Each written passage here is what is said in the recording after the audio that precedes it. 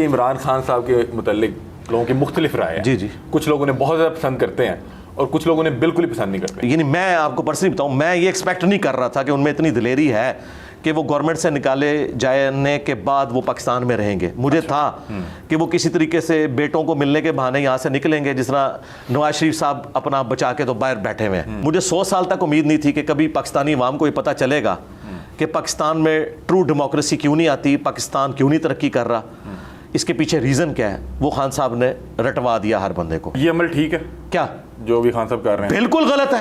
अच्छा। खान साहब से खुद पूछें कि क्या आइन और कानून के तहत ये गलत है, ये सही है। वो खुद भी कहेंगे कि वो ये जरूर कहेंगे मेरे पर केसेस गलत है। मुझे अली भाई ये बताएं कि जो इस वक्त मौजूदा मुल्क की सियासी सूरत हाल है उस पर आपका नुक्ता नज़र क्या है? इमरान खान इस वक्त बहुत ज़्यादा ज़ेर बहस रहते हैं, कुछ लोग बहुत ज़्यादा उन्हें पसंद करते हैं और कुछ लोग उन्हें बिल्कुल ही पसंद नहीं करते। आपका शुमार किन लोगों में होता है? मैं दरमियान में हूँ जी। मुझे बात चीज़ों में इमरान खान साहब नहीं, न्यूट्रल नहीं हो। मैंने न्यूट्रल नहीं हो, क्योंकि आपने एक वीडियो में कोई धमकी दी थी कि मैं मिसिंग पर्सन में शामिल करवा दूंगा। नहीं, वो इस तरह नहीं था। अब देखें ना, आप बात को कहाँ से कहाँ ले जाते हैं। अब उधर चले जाएंगे तो उस तरफ फिर बात चली जाएगी।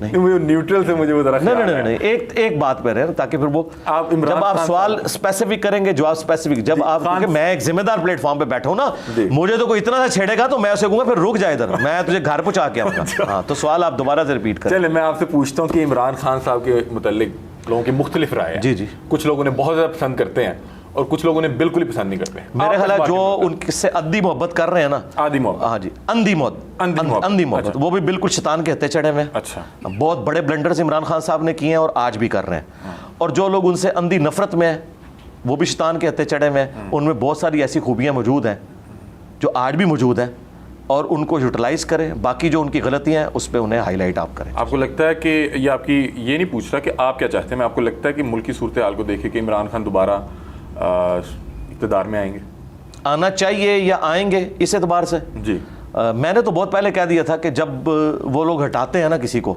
अच्छा, तो कम से कम अगली दफ़ा उसे नहीं लेके आते। तो मैं अपनी बात के ऊपर कायम हूं। आप वो लोगों को कैसे जानते हैं?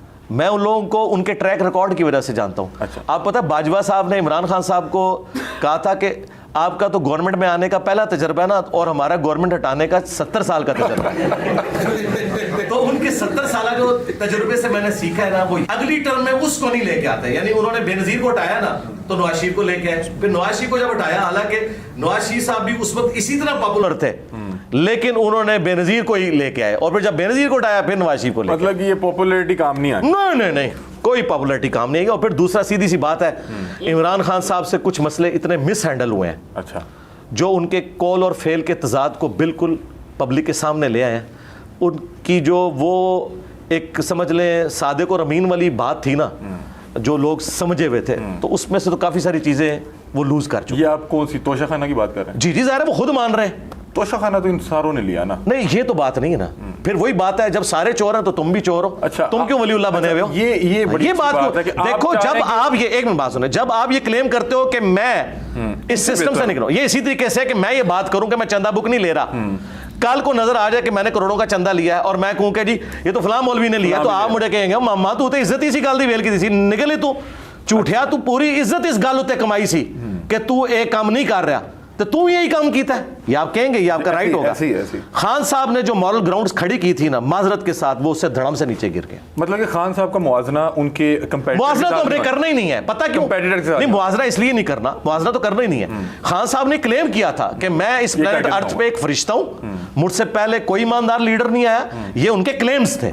हम उनको नवाज शरीफ और बेनजीर से कंपेयर करके नहीं करेंगे, उनको एब्सोल्युटली उनमें देखेंगे और उसमें वो फेल है। सीधी सी बात। उन्होंने अपने स्टैंडर्ड, जी बिल्कुल अपने म्यार के तहत वो बिल्कुल एक नाकाम इंसान है। और क्या लगता है कि कॉल और जो बिल्कुल कॉल और फेल में तजाद है उनके। तो फिर भी क्यों लोग अभी भी पसंद कर रहे हैं? ये देखें, लोगों की पसंद आपसे, आप एक टीचर हैं, ये तो लोगों से, मैं टीचर के एतबार से मैं भी उनकी कई चीज़ों को पसंद करता हूँ। मसलन उनका जो, यानी मैं आपको पर्सनली बताऊँ, मैं ये एक्सपेक्ट नहीं कर रहा था कि उनमें इतनी दिलेरी है कि वो गवर्नमेंट से निकाले जाने के बाद वो पाकिस्तान में रहेंगे। मुझे था कि वो किसी तरीके से बेटों को मिलने के बहाने यहाँ से निकलेंगे, जिस तरह नवाज शरीफ साहब अपना बचा के तो बाहर बैठे हुए हैं, ठीक है, अदालतों को फेस नहीं कर रहे।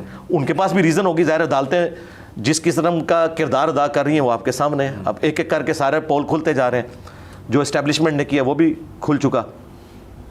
तो मुझे ये था कि इमरान खान साहब भी चले जाएंगे, तो इस एतबार से मैं उनकी दिलेरी को सलाम करता हूं कि उन्होंने यहाँ रुके। अच्छा, सामना कर रहे हैं, सामना किया। अच्छा, उसके बाद उन्होंने इस्टेब्लिशमेंट का जो नेगेटिव रोल है पाकिस्तान की पॉलिटिक्स में, उन्होंने हर बंदे तक इसको पहुंचा दिया, जो शायद मुझे 100 साल तक उम्मीद नहीं थी कि कभी पाकिस्तानी अवाम को ये पता चलेगा कि पाकिस्तान में ट्रू डेमोक्रेसी क्यों नहीं आती, पाकिस्तान क्यों नहीं तरक्की कर रहा, इसके पीछे रीज़न क्या है, वो खान साहब ने रटवा दिया हर बंदे को। अच्छा। ये उनका बहुत बड़ा क्रेडिट है।